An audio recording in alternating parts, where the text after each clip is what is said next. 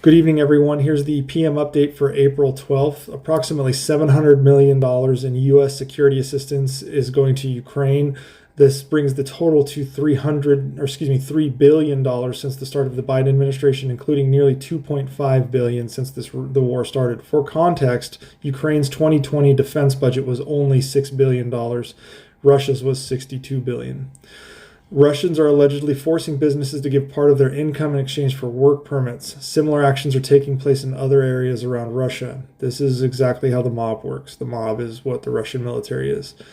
The Pentagon is set to convene a meeting of its top weapons makers on Wednesday to discuss the industry's capacity to support Ukraine in a protracted war with Russia, according to defense officials and industry officials.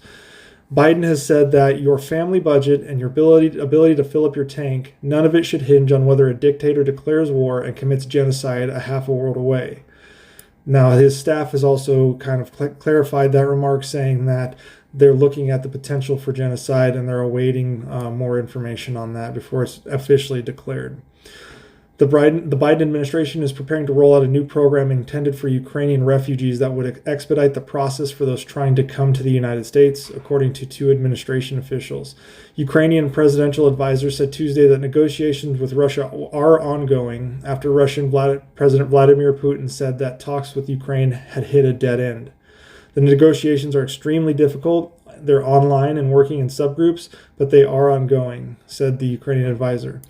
Belarusian President Lukashenko on Tuesday strongly defended Russia's action in Ukraine, claiming that if Russia was just a little late with its military operation, the Russian territory would have suffered a crushing attack to its borders, basically insinuating that Ukraine was preparing to attack Russia.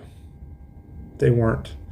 UK Ministry of Defense has said that Russia's plan for war is failing. The ministry responded to Moscow's claims that everything was going according to plan by saying 6 Russian generals being killed and over 2,000 units of Russian military equipment, along with well over 10,000 soldiers dead, is not considered going well.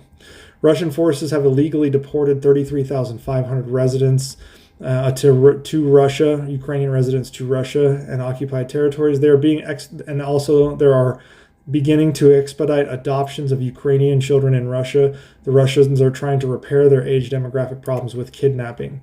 More than 870,000 Ukrainians have returned to Ukraine since fighting, the vast majority military-aged males. And that's it. I'll do an operations update shortly.